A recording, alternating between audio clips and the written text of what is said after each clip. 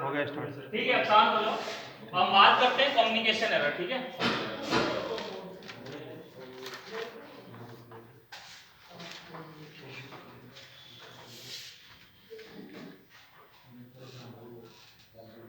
Inverter AC के अंदर सबसे ज्यादा आने वाला एरर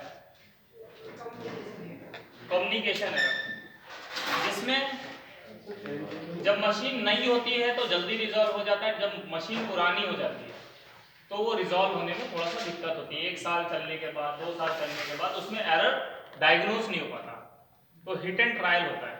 तो इसके लिए आपको कुछ स्टेप्स हैं, 5-6 स्टेप हैं, वो बताऊंगा। जब कभी भी आपको कम्युनिकेशन एरर मिलता है तो आपको क्या क्या चीजें चेक करनी है। तो सबसे पहला पॉइंट क्या होता है, क्या चेक करते हैं कम्युनिकेशन एरर में? वायरिंग और वायरिंग ठीक है। उसके बाद पीसीबी चेक कर लिया, बदल के देख लिया। मोटर चिप होती है जो रिएक्टर में वगैरह, वो भी सही लगी हुई है। सेंसर वगैरह चेक कर लेंगे।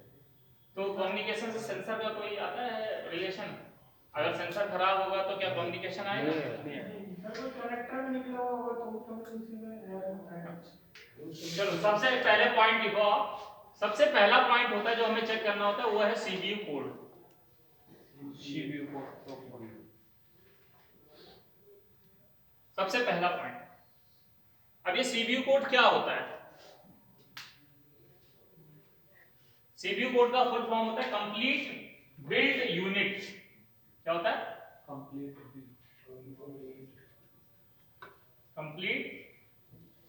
बिल्ट यूनिट, सॉरी, हाँ, बिल्ट यूनिट।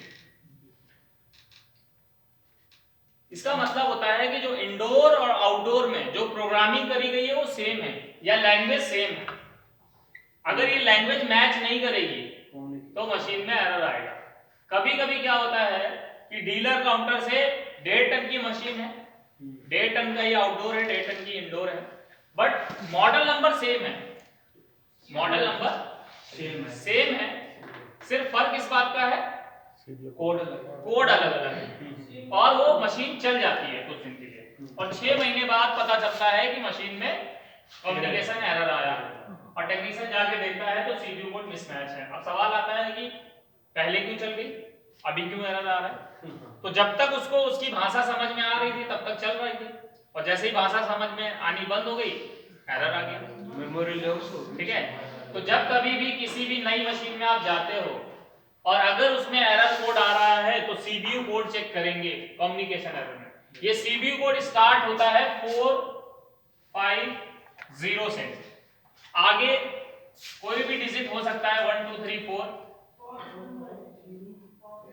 ये आईडीयू इंडोर यूनिट और आउटडोर यूनिट का सेम होना चाहिए।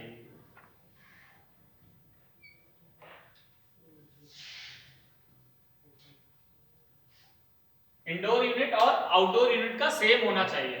अगर ये मिसमैच होगा तो मशीन में एरर आएगा। आप कोई सी भी पीसीबी बदल के देख लीजिए, मशीन में प्रॉब्लम रिजॉल्व नहीं होगी। ठीक है, अब कभी कभी आपके साथ में ये केस होगा कि थर्ड पार्टी कोई बाहर का इंस्टॉलर इंस्टॉल कर देगा मशीन को, और उसमें सीपीयू कोड मिसमैच हो सकता है क्योंकि डीलर सेल करेगा उस समय, जब सेल होता है तो समय जो डिस्ट्रीब्यूटर होता है, डीलर होता है, वो ध्यान नहीं देता मशीनों में और मशीन चली जाती है। स्टार्टिंग में 3 सबके होते हैं। हाँ, स्टार्टिंग में 450 और आगे 4 डिजिट अलग होगा। आगे के जो 4 डिजिट होंगे ये अलग होंगे, लेकिन ये मिसमैच होने चाहिए। अगर यहाँ पर 1 2 3 4 है तो 1 2 3 4 ही होना चाहिए यहाँ पर। ओके, ठीक है सर, बोलिए। जैसे मॉडल सेम है हाँ, और सीपीयू कोड अलग है। इसका स्टार रेटिंग में फर्क है। हाँ, सीपीयू कोड अगर मैच करेगा तो चलेगा, सीपीयू कोड मिसमैच होगा तो नहीं चलेगा। स्टार रेटिंग से मतलब नहीं, स्टार रेटिंग तो स्टिकर ऊपर से लगता है, बट प्रोग्रामिंग एक ही होनी चाहिए। स्टार रेटिंग तो कोई सा भी लगा सकते हैं ना। सर एक चीज हमारे साथ एक प्रॉब्लम हुई थी कि दोनों के साथ रामगढ़ में इंडोर पहुंच गई, सॉरी मोबाइल फोन में पहुंच गए, वहां पहुंच गई इंडोर आउटडोर में, इसमें 3 स्टार 5 स्टार, मेरे पास वही इंडोर 3 स्टार 5 स्टार। एक ही मशीन चल रही है, एक ही नहीं चली। चल रही है, दोनों मशीनें चल रही है। ठीक है, तो भाषा समझ में आ रही है ना। भाई ये वाइफ की तरह है, जब तक समझ में आ रहा है, और तलाक रोज थोड़ी ना होता है, शादी के बाद भी तलाक होता है और 2 साल के बाद भी तलाक होता है, समझ में आ रहा है? अब मैं ये आपसे पूछना चाह रहा हूँ, जैसे ये दिक्कत आगे आएगी, हाँ जो आप बता रहे हैं, आ सकती है, अगर मिसमैच किया है तो 2 साल के बाद भी आएगी। बच्चा आने वाली का हाँ फिर क्या वो बताते हैं, सोल्यूशन बताते हैं। उसका सॉल्यूशन क्योंकि हम तैयार हैं। अब कभी भी अगर ये मिसमैच हो जाए और मशीन आपने इंस्टॉल कर दिया तो कंप्रेसर स्टार्ट नहीं होगा, क्योंकि कम्युनिकेशन एरर आएगा। आपने सब कुछ चेक कर लिया लेकिन प्रॉब्लम नहीं, अगर ये आपको मिलता है तो अब क्या हो गया, आपको फॉल्ट तो मिल गया कि इंडोर मिसमैच है।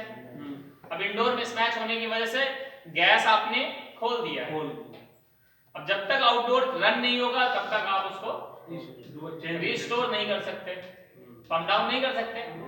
और नई मशीन है, ना डीलर उसको बियर करेगा ना कस्टमर उसको बियर करेगा, आपकी गलती निकलेगी, आपको ये देखना चाहिए। तो ऐसे केस में आपको क्या करना है, ऐसे केस में आपको डीलर काउंटर पे फोन करना है और जो आउटडोर के ऊपर सीबीयू कोड है उस कोड का इंडोर आपको मंगाना है, उस कोड का इंडोर आपको मंगाना है। और इंडोर को पाइपलाइन से कनेक्ट नहीं करना है, सिर्फ वायरिंग कनेक्ट करना है।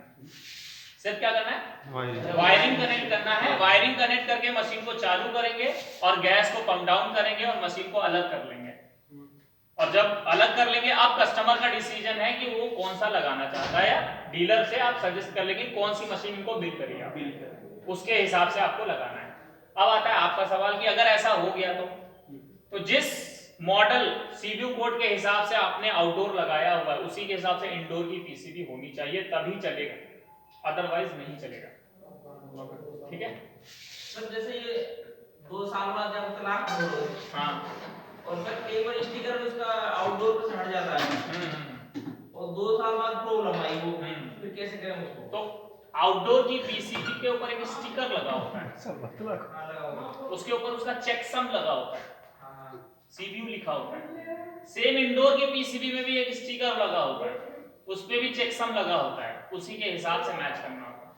तो 2 साल बाद क्या करें उसमें, करें क्या? तो भाई जो आउटडोर में पीसीबी लगी हुई है उसके हिसाब से इंडोर, उस मॉडल के आउटडोर को सर्च करो, कौन सा मॉडल नंबर लिखा होगा ना, सुनिए मेरी बात, आउटडोर पे मॉडल नंबर लिखा होगा, सिस्टम में आप जाएंगे, मॉडल नंबर डालेंगे, उसमें कौन सी पीसीबी आ रही है, कौन सा कंट्रोलर आ रहा है, उसका डिस्क्रिप्शन आता है ना, उस डिस्क्रिप्शन के हिसाब से आउटडोर का डिस्क्रिप्शन मैच करेंगे, उसके हिसाब से इंडोर की पीसीबी लगा देंगे। सर पीसीबी 6,500 रुपए की आउटडोर तो की, भाई लगानी पड़ेगी ना, गलती करी है तो लगानी पड़ेगी ना, कौन झेलेगा?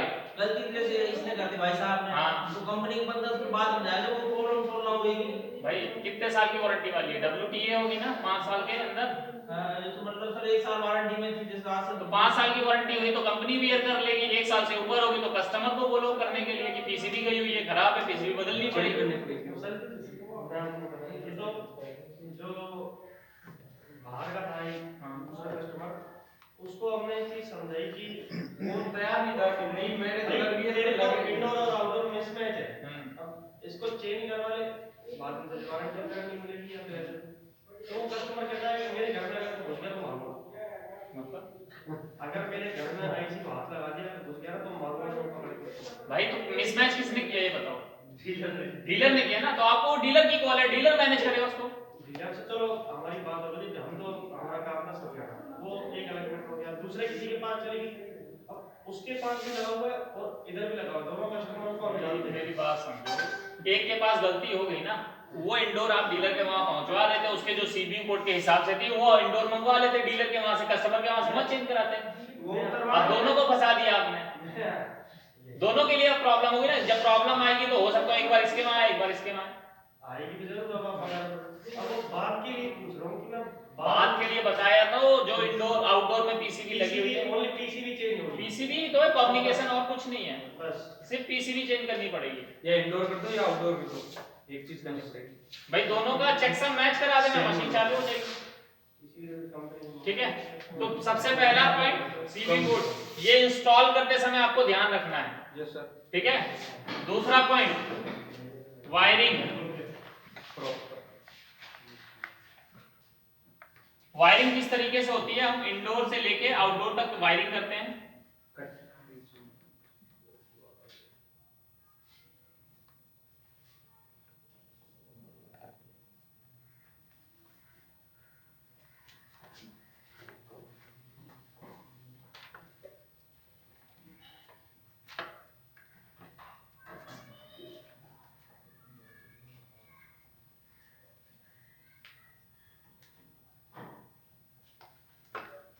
हमारा टेक्नीशियन सिर्फ जो वायरिंग चेक करता है वो लाइन, न्यूट्रल, सिग्नल और अर्थ ये चेक करता है बस,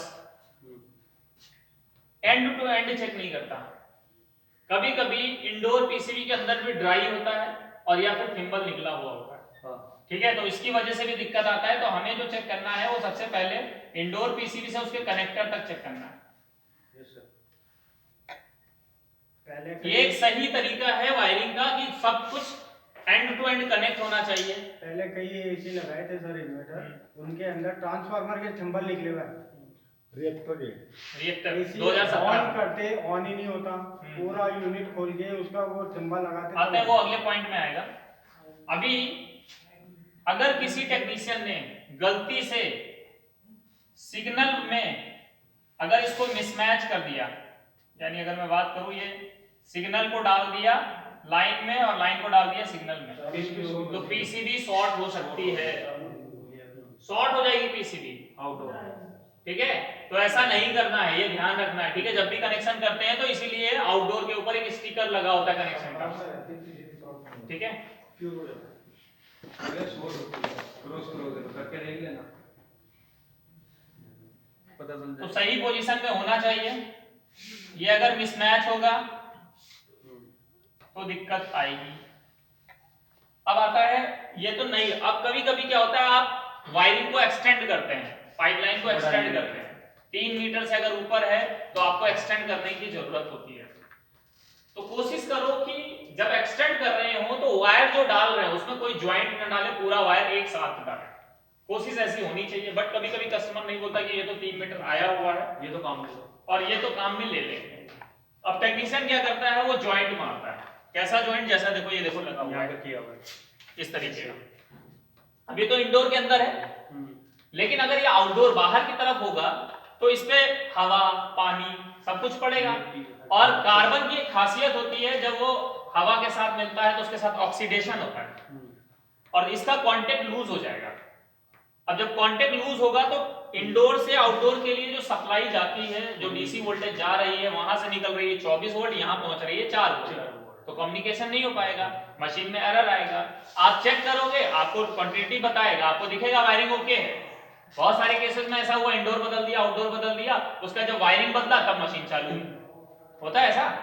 तो हमेशा याद रखो, अगर कोई भी ज्वाइंट लगा रहे हो तो इस तरीके का ज्वाइंट नहीं होना चाहिए। आपको ज्वाइंट लगाना है सोल्डरिंग आयरन से। किससे? सोल्डरिंग आयरन से। जब सोल्डरिंग आयरन से ज्वाइंट लगाएंगे तो उसके अंदर कार्बन नहीं आएगा, प्लस लूज नहीं होगा, चाहे जितना खींचिए कुछ भी कीजिए टूटेगा नहीं।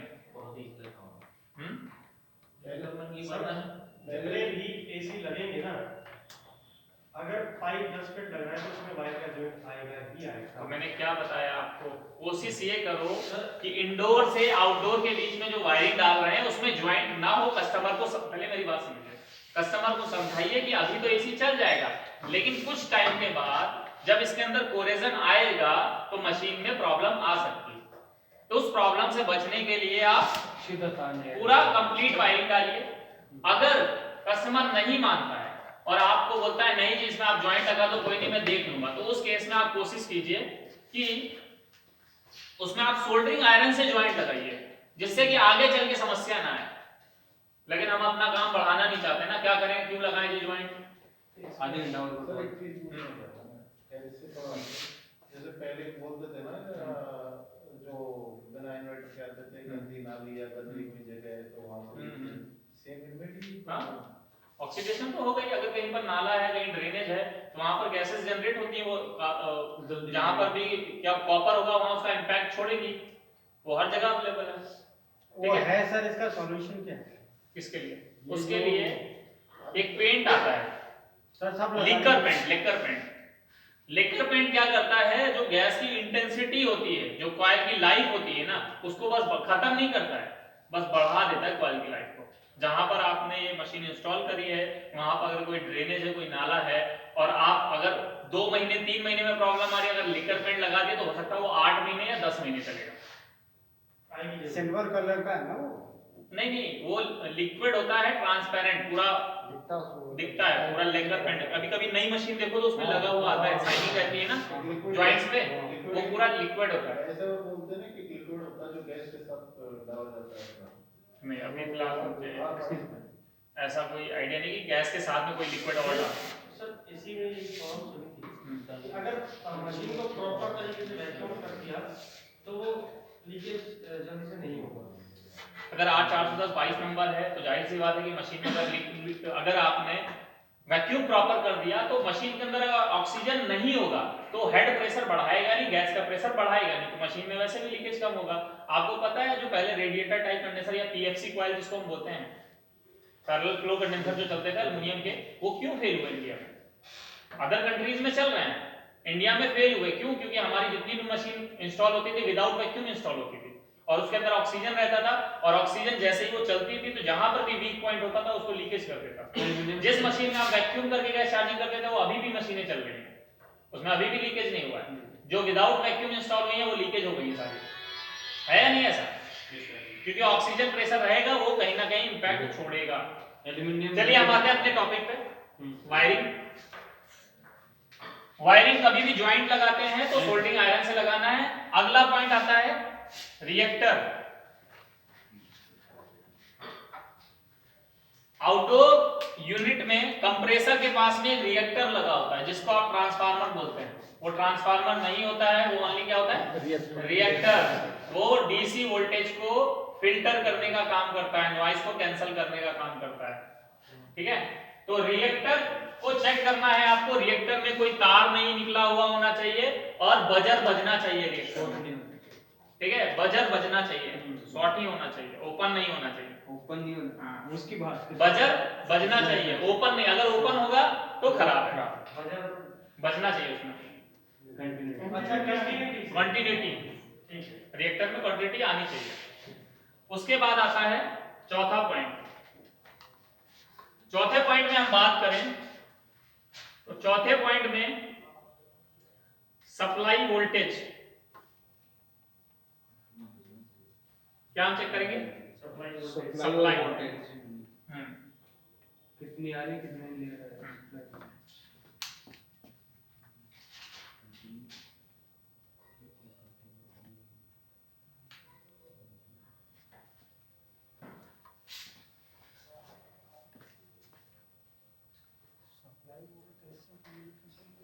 अब ये सप्लाई वोल्टेज क्या होता है, कैसे चेक करेंगे? ये पॉइंट आपके सामने दिए हुए ऐसे ही होता है इंडोर से आउटडोर के बीच में। तो सबसे पहले एसी वोल्टेज हम चेक करते हैं। इंडोर सबसे पहले लाइन एंड न्यूट्रल में जो भी कस्टमर के घर पे वोल्टेज आ रही होगी, मान लेते हैं 220 वोल्ट एसी आता है, तो ये वोल्टेज आनी चाहिए तभी आउटडोर पे पीसीबी ऑन होगी। अगर इंडोर से रिले आउट नहीं करेगा तब भी प्रॉब्लम है, तब भी कम्युनिकेशन एरर आ जाएगा। देन फिर आता है डीसी वोल्टेज चेक करना हमें। पहले एसी चेक किया लाइन एंड न्यूट्रल पे, अब जो भी वोल्टेज हम चेक करेंगे वो डीसी चेक करेंगे। ये चेक करेंगे हम न्यूट्रल एंड सिग्नल पे।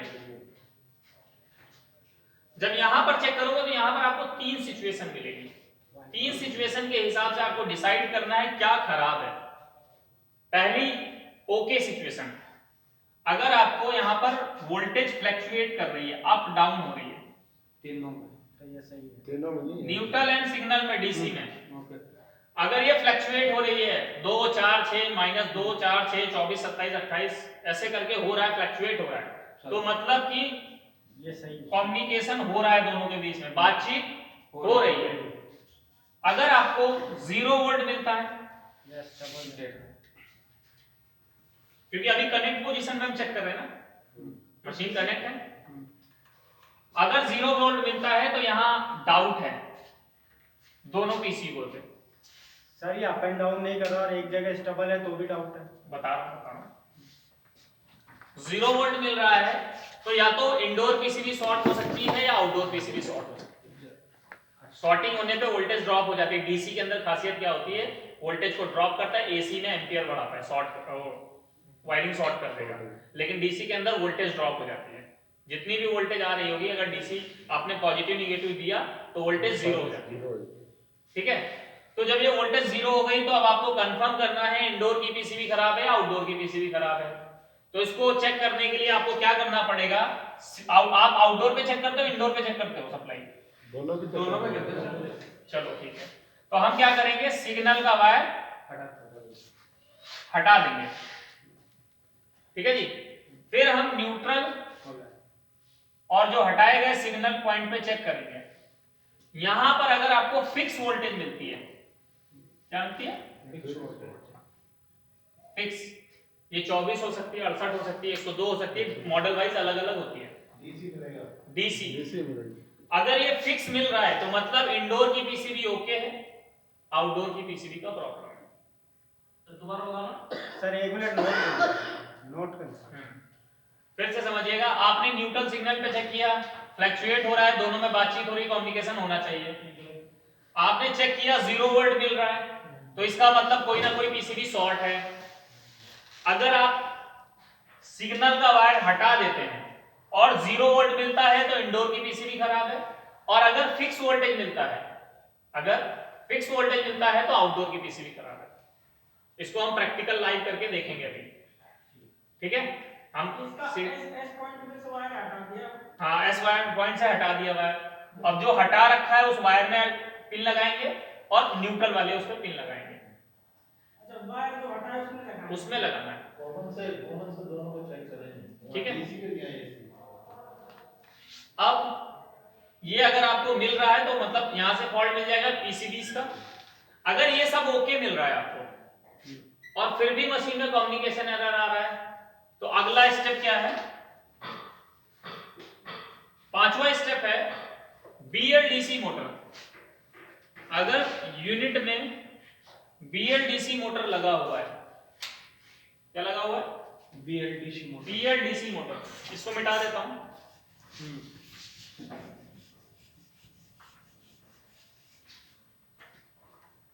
अब बीएलडीसी मोटर की खासियत क्या होती है? बीएलडीसी मोटर जो ऑपरेट होती है वो 285 से 310 वोल्ट के बीच में ऑपरेट होती है। और अगर सर्किट में बीएलडीसी मोटर लगा हुआ है और बीएलडीसी का एरर जो होता है वो कुछ टाइम के बाद आता है, जैसे अभी देख रहे हैं आप 7 मिनट 8 मिनट के बाद आ रहा है, क्योंकि 3 बार अटेम्प्ट करती है उसके बाद कंफर्म करती है एरर को। लेकिन उससे पहले कम्युनिकेशन एरर आ जाता है। यदि बीएलडीसी मोटर शॉर्ट होगी तब भी कम्युनिकेशन एरर आएगा। क्यों? क्योंकि जैसे ही ये शॉर्टिंग करेगा तो यहां पर वोल्टेज को ड्रॉप कर देगा, यहां पर वोल्टेज को ड्रॉप कर देगा, तो दोनों में बातचीत नहीं होगी, और जब बातचीत नहीं होगी तो कम्युनिकेशन एरर आएगा। क्यों? क्योंकि जो डीसी वोल्टेज जा रहे थे वो जा ही नहीं रहे। तो उस केस में हमें क्या करना है? बीएलडीसी का कनेक्टर बाहर करना है और यूनिट को चालू करना है। अगर कम्युनिकेशन एरर नहीं आता है, जैसे कम्युनिकेशन नहीं चालू हो रही है ना मशीन, बीएलडीसी हटाने से, बीएलडीसी हटा देंगे मशीन चालू हो जाएगी।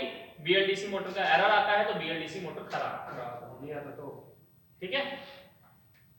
तो बीएलडीसी मोटर के खराब होने से भी कम्युनिकेशन एरर आता है। अभी तक ये नहीं आ रहा था क्योंकि हमारे मॉडलों में बीएलडीसी नहीं आ रही थी, सारी पीजी मोटर आ रही थी। लेकिन कुछ अदर कंपनी जैसे एलजी है, सैमसंग, ये बीएलडीसी दे रही थी, तो उनमें ये प्रॉब्लम आती थी, बीएलडीसी मोटर शॉर्ट होने की वजह से कम्युनिकेशन एरर आता था। इंडोर पीसीबी मोटर दोनों चेंज करनी पड़ेगी, ठीक है, क्योंकि मोटर खराब होने से पीसीबी उड़ जाती है। छठा, ये थ्योरी नहीं है, ये प्रैक्टिकल बेसिस पे छठा पॉइंट।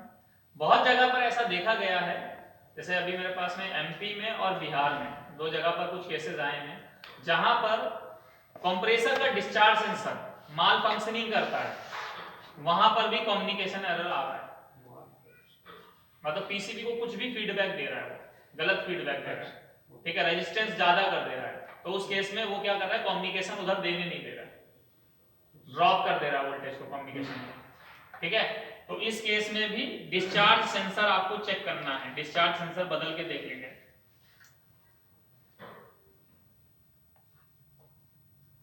ये 50 किलो ओम का होता है, ठीक है।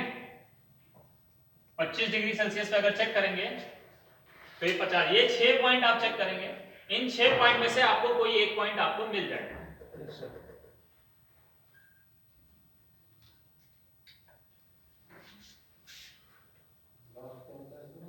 डिस्चार्ज सेंसर अगर शॉर्ट होगा या डिस्चार्ज सेंसर अगर माल फंक्शनिंग कर रहा होगा तो मशीन में एरर आएगा, ठीक है। अब हम प्रैक्टिकल चेक करेंगे। अभी मशीन चालू कर दी, हम लोग कम्युनिकेशन पहले लाइन और न्यूट्रल चेक करेंगे, ठीक है। तो इसको हम डालते हैं एसी पे, न्यूट्रल और लाइन पे वोल्टेज चेक करेंगे। तो कितना आ रहा है? 246 ठीक है। उसके बाद में हम चेक करेंगे एसी। अगर हाँ सॉरी डीसी, अगर फ्लक्चुएशन हो रहा होगा तो ये अप डाउन करना चाहिए सिग्नल और न्यूट्रल के बीच में। हो रहा है फ्लक्चुएशन? अगर ऐसा हो रहा है तो मतलब फ्लक्चुएशन हो रहा है। लेकिन अगर ये वोल्टेज जीरो मिलती है, अगर ये वोल्टेज जीरो मिलती है तो उस केस में हमें क्या करना पड़ेगा? सिग्नल का वायर आउट करना पड़ेगा। हम क्या करते हैं? सिग्नल का वायर आउट करते हैं।